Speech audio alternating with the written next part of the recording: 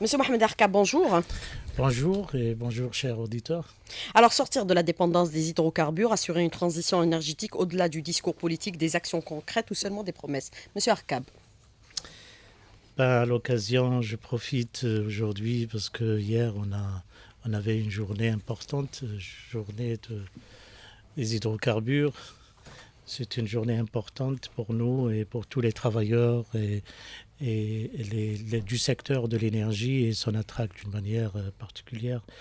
Donc je profite pour aussi saluer tous les efforts de ces travailleurs et ces compétences et ces dévouements sur terrain. Et je dis à tous ces travailleurs du secteur, bonne fête et Inch'Allah, beaucoup de succès à l'avenir et beaucoup de défis à relever dans le cadre de ce programme. Alors par rapport à votre question, effectivement, nous constatons que nous continuons à beaucoup consommer en matière d'énergie en local ça devient très inquiétant par rapport à nos productions actuelles. Je vous donne une idée sur la consommation de l'énergie électrique de 2019. On a atteint un pic de consommation en août 2019 de 15 600 mégawatts. Et par rapport au gaz, nous avons une consommation locale de 43 milliards de mètres cubes de gaz, dont 20 milliards de mètres cubes destinés pour la production de l'énergie électrique. En matière de produits pétroliers aussi, on a eu une pointe de consommation aussi de 15 millions de tonnes de l'année 2019, qui a fait aussi une progression de 7% par rapport à 2018. C'est la première fois qu'on atteint ces chiffres et on voit que par rapport au développement du parc automobile et le mode aussi d'utilisation de ces énergies, ce modèle qui est le nôtre, un peu particulier et spécifique, qui fait que nous continuons sans maîtrise, je le dis, de cette consommation de l'énergie. C'est pour cela que nous devons aller vers cette transition énergétique, bien réfléchie, élaborée, avec une stratégie très claire, élaborer, identifier l'ensemble des acteurs qui vont nous permettre aussi d'aller vers cette vraie transition énergétique et elle est dans le plan d'action du gouvernement issu des engagements du président de la République. C'est vraiment un engagement strict et sérieux et on va vers cette transition énergétique. Mais justement, cette transition énergétique, comment elle se décline aujourd'hui? Le plan d'action? Les priorités? Les priorités. Parlant de cette transition énergétique, il faut d'abord diagnostiquer la situation actuelle. Comme je vous ai dit, la consommation, elle est vraiment... nous pouvons la définir que c'est une consommation qui a été imposée. Elle n'est pas réfléchie. Donc on est en train de subir cette consommation. Donc maintenant, nous sommes en train de diagnostiquer comment peut-on contrôler, comment peut-on orienter cette consommation par la réflexion sur un modèle énergétique. Nous nous sommes mis au niveau du gouvernement, sur instruction de Monsieur le Premier ministre, en groupe de travail en 3 ministères. Notre ministère de l'énergie, le ministère des énergies renouvelables et environnement et le ministère de l'enseignement supérieur. Donc, et recherche et la recherche.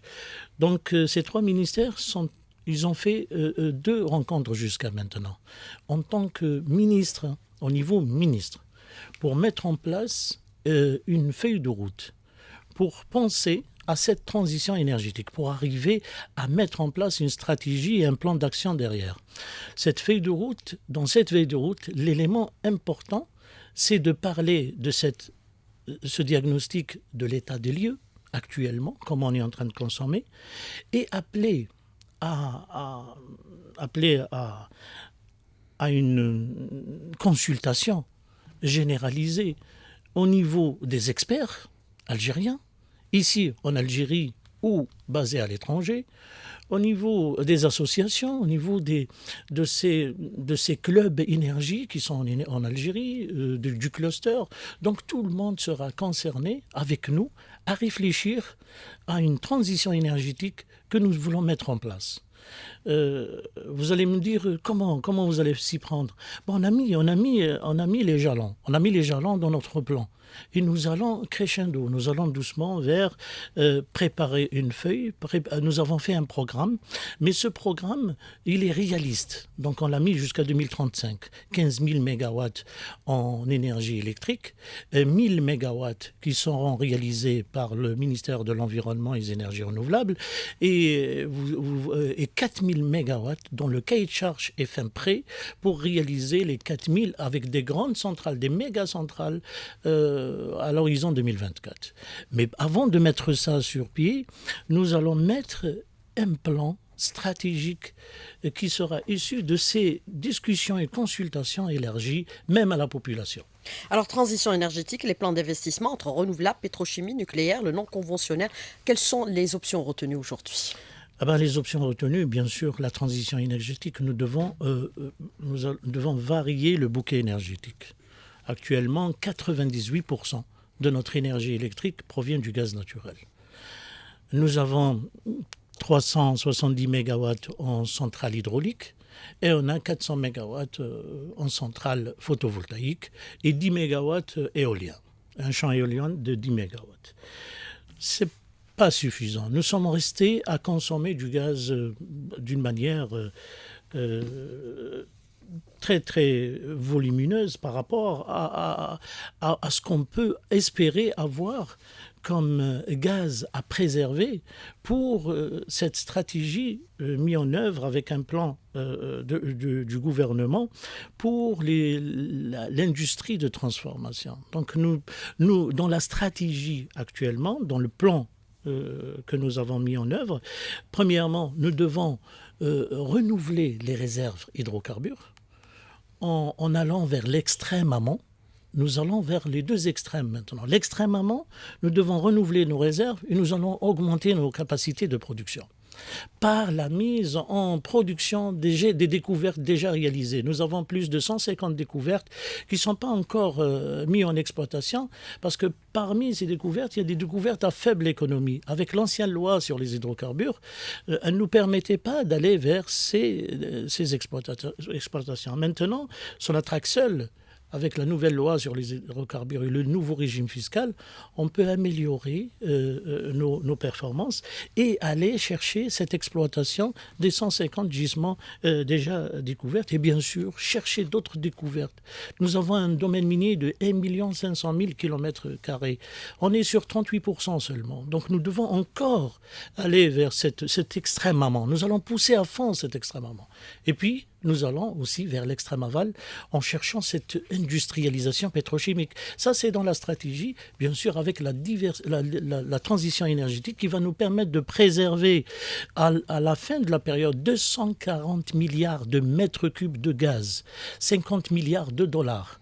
Ces réserves, cette préservation de gaz naturel, elle va nécessairement contribuer à la transformation vers de l'industrie pétrochimique à forte valeur ajoutée, la création de la richesse, ouvrir beaucoup de postes d'emploi et aller vers cette dynamique que va créer cette transformation, puisqu'on va créer de la matière première pour d'autres industries.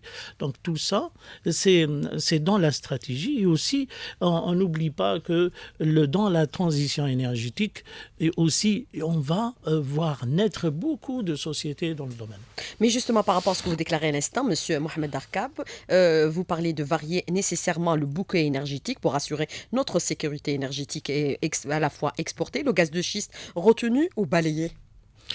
Bon, le gaz de schiste, il est là, il existe. Nous sommes 3e réserve mondiale.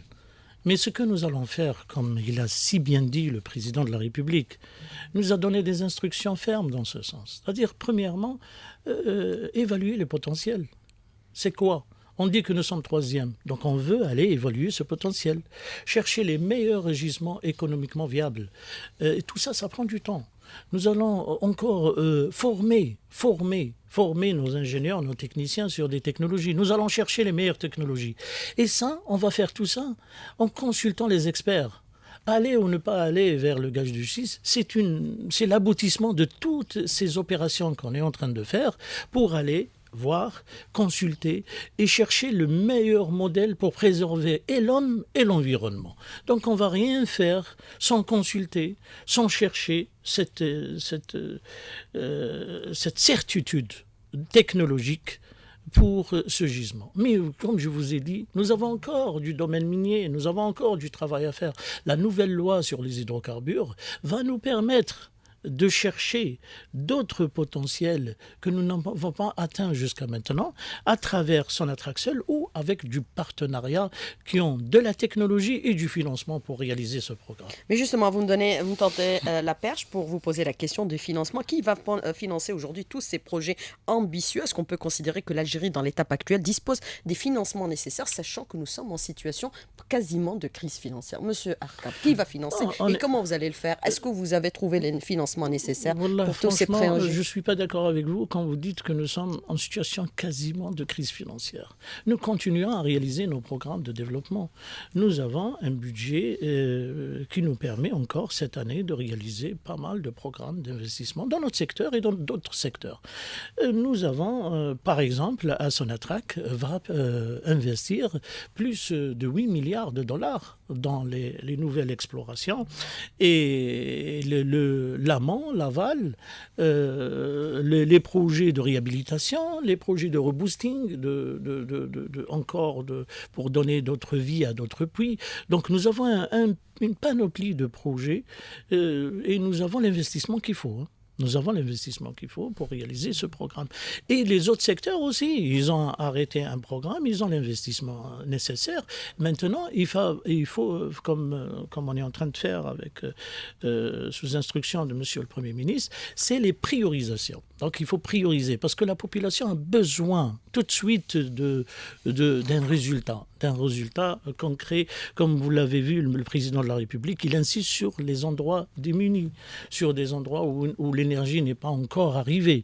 Donc c'est un peu ça notre priorité. Nous allons chercher à rendre disponible cette énergie par le classique, c'est-à-dire le réseau électrique, ou par le renouvelable en plaçant des panneaux photovoltaïques. Nous avons de l'industrie actuellement en Algérie qui produit du panneau. Nous avons des spécialistes de le montage de panneaux photovoltaïques. Nous allons s'appuyer sur le local pour réaliser tout ce programme. 8 milliards de dollars pour l'exercice 2020, l'investissement Sonatrach, oui, ou sur 2020-2022, Monsieur Arkab, pour avoir un peu plus de précision? Non, ce qui est prévu, c'est 2020-2021, 8 milliards de dollars à investir avec Sonatrach et aussi Association Sonatrach et aussi les filiales de Sonatrach. Donc, pour tout le groupe, avec ses partenaires, nous avons des projets à 8 milliards de dollars à réaliser dans la période 2020. Mais est-ce qu'il y a une vision sur le moyen et long terme, à horizon 2030 et voire 2050, puisque certains États travaillent déjà sur le long terme?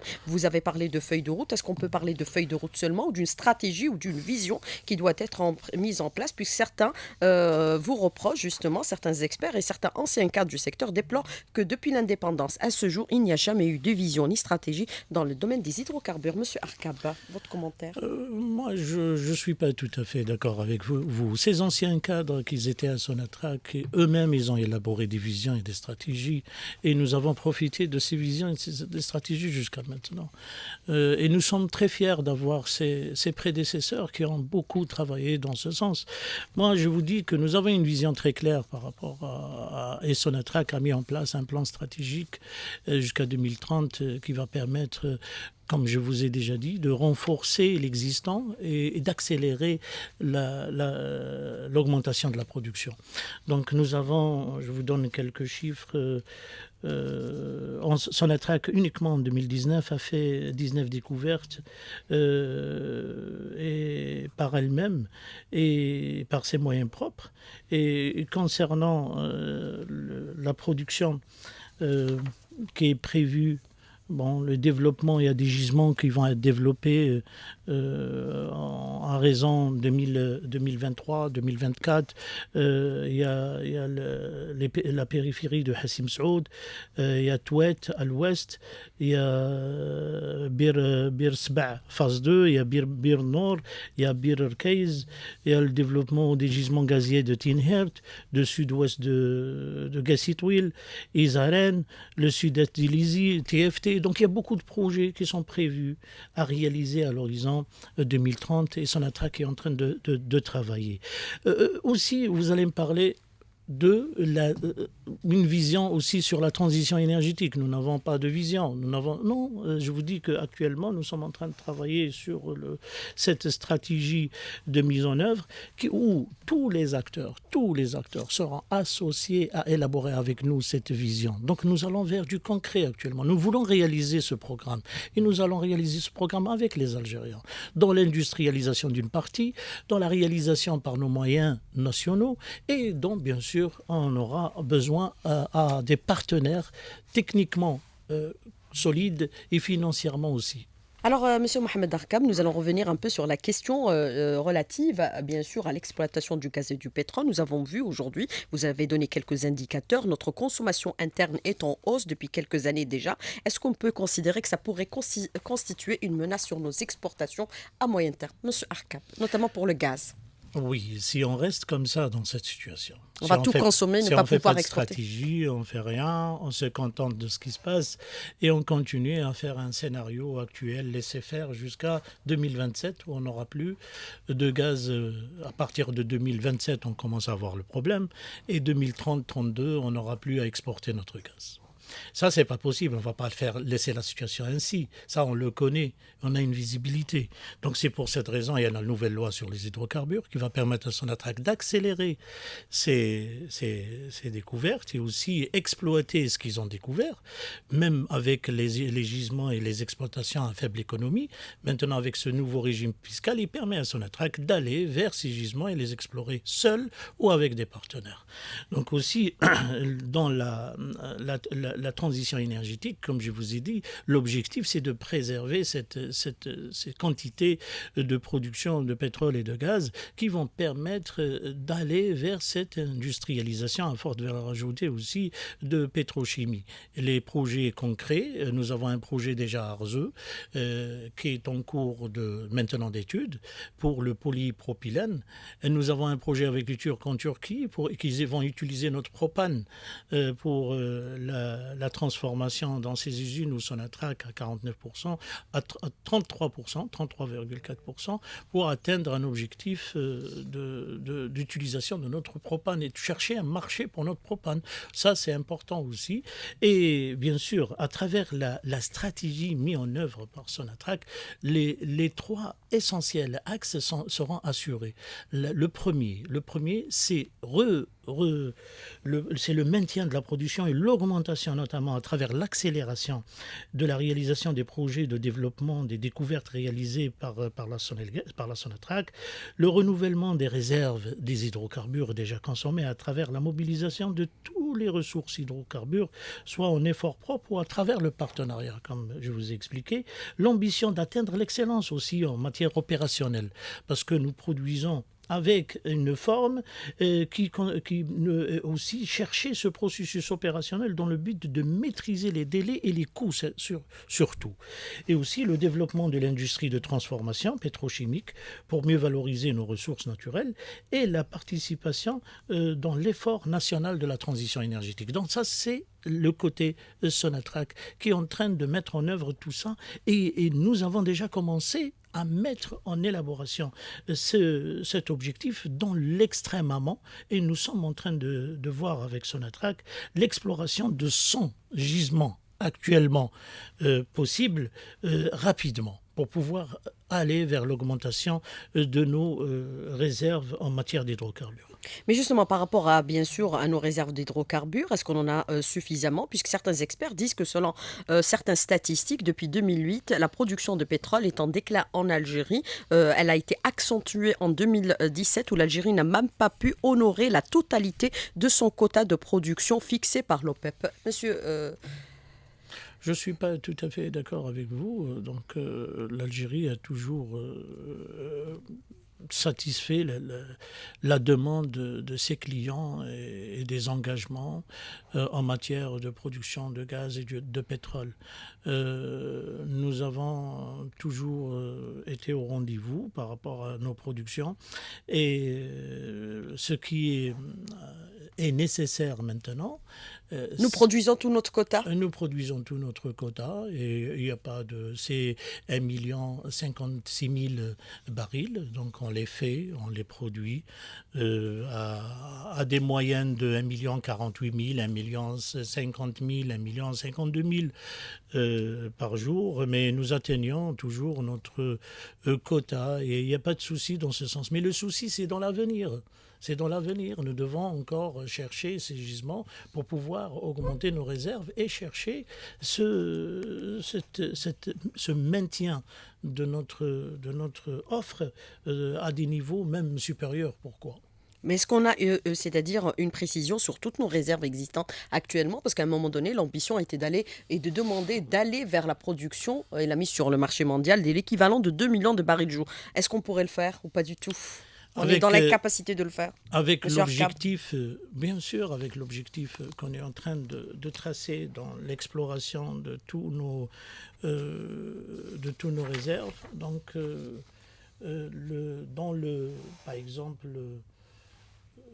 le PMTE de Sonatrach 2020-2024, nous prévoyons des ventes de 841 millions de TEP.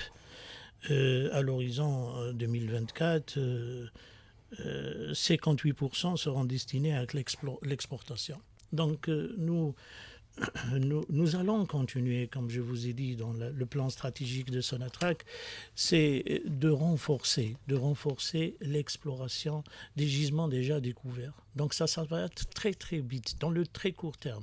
Et nous allons chercher des partenaires, Sonatrach seul et avec des partenaires. Nous allons reprendre les réserves à 60%, et les niveaux des réserves à 60%, et nous allons continuer à augmenter notre production. Ça, c'est l'objectif très court terme dans l'extrême amont.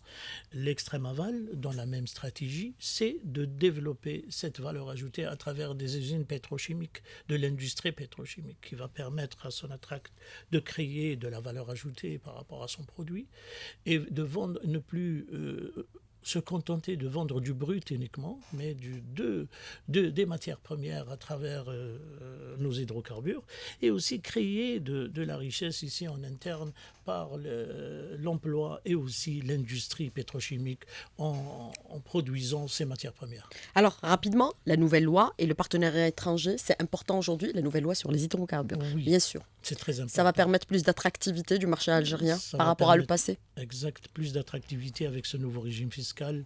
Ça va permettre aussi d'être dans les standards internationaux par rapport à des sociétés, des technologues dans notre domaine. S'ils vont aux États-Unis ou là en Algérie ou là ailleurs, ils vont les mêmes standards internationaux en matière de régime fiscal et aussi de contractualisation, de relations contractuelles. Ça, c'est l'objectif.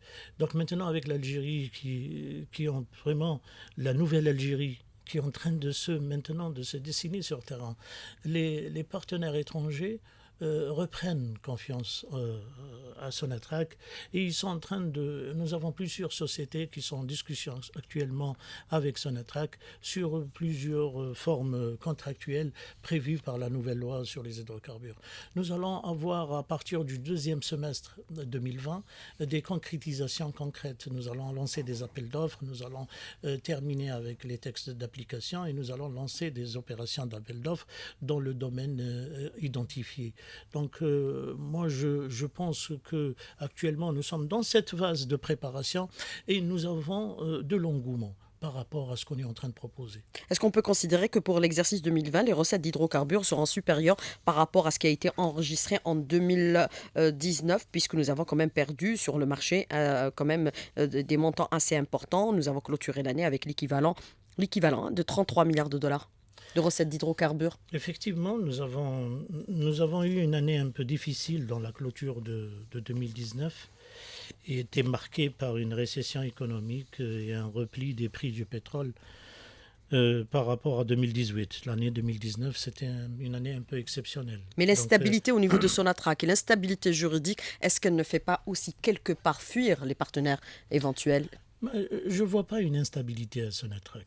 Sonatrach, c'est toujours... dans sa management? Le management, c'est toujours le management de Sonatrach qui prend la tête de Sonatrach. Tous les 3 mois, un PDG, monsieur Oui, Arkab? mais Sonatrach, c'est une équipe. C'est une équipe de compétences. Changer le PDG, c'est avec le niveau de compétences autour du PDG actuellement au niveau de Sonatrach et le niveau de compétences, il n'a pas d'impact sur l'activité de Sonatrach. C'est dans la continuité. Si vous parlez, je vous donne l'exemple de M. Hakar actuellement qui assure la présidence de Sonatrach, il était dans toutes les opérations stratégiques de Sonatrach, dans l'exploration, dans le partenariat, dans la production, dans la vision stratégique. Donc il n'y a pas de risque à Sonatrach. Il n'y a pas de risque. C'est qu'il faut rapidement mettre en œuvre le plan que nous avons arrêté. C'est ça ce qu'on est en train de travailler avec Sonatrach. Et Sonatrach n'est pas seul. Sonatrach a une tutelle, et tutelle, elle veille toujours à ce que les objectifs assignés à Sonatrach soient réalisés et atteints. Donc, je vous dis que l'année 2019, elle était un peu exceptionnelle. Le baril est passé de 2018 de 71 dollars à 64 dollars en moyenne en 2019. C'est ce qui justifie les 33 milliards de dollars c'est 33,2 de revenus, de recettes. millions de dollars de recettes hydrocarbures pour l'année 2019. Et aussi, il y avait un phénomène un peu spécial dans le tirage en Europe vers du gaz. On n'a pas eu de grand tirage de quantité vers l'Europe. Nous avons réduit nos ventes vers l'Europe de 22% par ce temps clément qui a sévi en Europe durant l'hiver 2019. On voit la même chose cette année aussi. Vous constatez avec moi que les conditions climatiques changent, donc nous aussi on doit changer. On doit penser à cette transition énergétique et transformation des hydrocarbures vers l'industrie. Et c'est ça qui va nous permettre aussi de garder ce niveau d'exportation. L'instabilité juridique, il faut en mettre fin.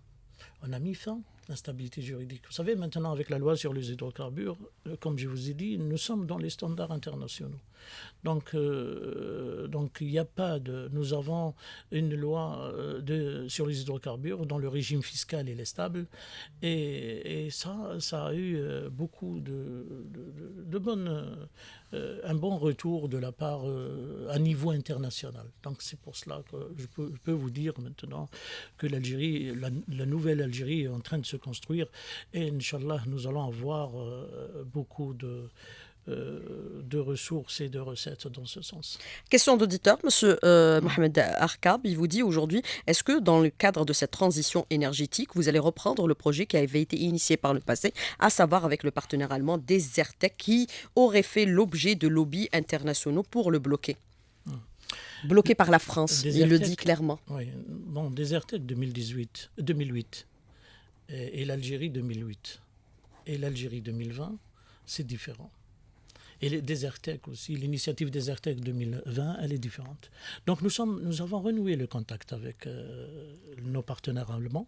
Pour reprendre Desertec. Pour reprendre l'initiative. Comprendre l'initiative. Parce que maintenant, l'Algérie 2008, on n'avait pas autant ni d'entreprises ni d'experts dans le domaine. Actuellement, nous avons 2500 experts dans le domaine des hydrocarbures, dans le domaine de renouvelables. Donc l'Algérie, actuellement, apprécie mieux ces technologies. Donc nous allons avec Desertec à discuter le meilleur modèle. Quel est le meilleur modèle, la meilleure forme et chercher nos intérêts dans tout ça. Comment peut-on mettre en place beaucoup de renouvelables en masse, bien sûr en respectant l'écosystème algérien actuellement et tout ce qui est en train de se préparer par nos experts, par le tissu industriel qui est en train de se construire à travers cette technologie. Donc nous devons mettre tout ça pour préserver nos intérêts et chercher la meilleure initiative, que ce soit avec Desertec ou d'autres opérateurs internationaux qui ont montré leurs compétences et maîtrise technologique dans ce domaine. Nous cherchons la meilleure technologie et offre pour l'Algérie. Des partenaires diversifiés, on ne reste pas avec les mêmes, les Français seulement, les Italiens, les Espagnols, les Allemands, Chinois, on va partout. Là où il y a nos intérêts. Là où il y a nos intérêts. Nous avons des technologues, nous avons des experts et nous allons chercher nos intérêts. Alors, question d'auditeur, Sonalgaz dispose de filiales pour le montage de turbines, pour l'engineering et les travaux, voir Sonalgaz en tant que EPC à l'international un jour. Est-ce un rêve ou une réalité? Est-ce qu'elle pourrait se déployer à l'international? Rapidement, monsieur C'est une Arkab. réalité. Sonalgaz est en train de se préparer. Pour se déployer à l'état. Elle est en train de se déployer, elle est en train de se préparer pour se déployer. Plusieurs rencontres qu'a fait le PDG de Sonelgaz récemment avec plusieurs partenaires africains, voisins. Donc on est en train de se préparer pour préparer ce pôle d'excellence au niveau de Sonelgaz qui va regrouper et la fabrication des équipements par des nationaux et aussi cette maîtrise technologique de réaliser les réseaux électriques et les centrales électriques. Donc nous sommes capables actuellement au niveau de Sonelgaz à réfléchir et à penser un réseau électrique, à étudier, à concrétiser un réseau électrique, une production électrique. Donc Sonelgaz, dans sa stratégie, est amené à exporter, à s'exporter, à exporter ses savoir-faire. Bien sûr, nous sommes en train de faire ça avec une étude bien élaborée pour atteindre l'objectif, parce qu'il y a la partie qu'il faut préparer ce processus pour une réussite réelle de l'exportation, bien sûr avec le matériel produit ici en Algérie. Alors, l'exploration de Sonatrach à l'international, la Libye et d'autres pays, c'est toujours envisagé, c'est toujours dans le pipe pour en alléger ce projet. Au contraire, Sonatrach va développer davantage dans sa stratégie à l'horizon 2030 beaucoup de partenariats à l'étranger et de chercher aussi à ramener cette ressource financière à travers ce forme de partenariat. Alors, autre question de l'auditeur qui vous dit, l'Algérie ne cédera plus aux pressions de certains pays, par exemple, l'ancienne force coloniale, la France, pour faire annuler ces projets. Monsieur Arkab, nous sommes dans une autre vision, une autre dynamique aujourd'hui avec l'Algérie nouvelle. Nous travaillons dans le cadre strictement... Pas de problème avec Total et les autres entreprises françaises? Non, strictement économique. Nous cherchons le win-win, le gagnant-gagnant partout dans toutes nos entreprises et nous essayons toujours à préserver l'intérêt de l'Algérie et des Algériens. Préserver l'intérêt de l'Algérie, on vend du gaz gratuitement aux Français, c'est une polémique dont on a beaucoup entendu parler, c'est une réalité ou c'est un véritable tissu de mensonges et de manipulation, monsieur Arkab? C'est complètement faux, nous sommes des Algériens, vous connaissez les Algériens, impossible de faire ça, donc c'est impossible et même techniquement impossible, donc ça ne se fait pas et ça n'a jamais été le cas, et l'intérêt de l'Algérie qui prime. Alors, autre question de l'auditeur rapidement, quelle est la part du nucléaire dans le mix énergétique algérien? Monsieur Nous y Arkab. travaillons sérieusement sur le nucléaire. Nous avons un projet électronucléaire en cours de préparation. Vous savez, un projet électronucléaire, c'est 15 années de préparation. Nous avons commencé avec l'AIEA et nous allons présenter au gouvernement un projet électronucléaire qui est prévu, il est déjà prévu dans le bouquet énergétique. Donc on essaye, d'ici 2035, on aura notre premier projet électronucléaire. Pourquoi pas? Alors, autre question de l'auditeur qui vous dit, est-ce que Sonatrach va assurer aujourd'hui, ou l'État algérien va assurer une totale transparence dans la gestion de Sonatrach pour éviter ce qui s'est produit par le passé, les affaires de corruption qui ont quand même éclaboussé les grands cadres de l'État et de Sonatrach à la fois, monsieur Arkab, qui sont poursuivis en justice actuellement et qui feront peut-être l'objet de mandats d'amener international. C'est la nouvelle Algérie qui se constitue. Et le Plus de Chakib Khalil à la tête de l'énergie de la République a insisté sur la bonne gouvernance partout, à tous les niveaux. Et la bonne gouvernance, c'est ça ce que vous êtes en train de dire, plus de transparence, plus de visibilité, et nous allons beaucoup communiquer avec nos concitoyens sur ces opérations, et surtout Sonatrach, c'est l'entreprise de tous les Algériens, et la réussite de Sonatrach, c'est la réussite de tous les Algériens. Plus de vols, plus de malversations, plus de transferts illicites.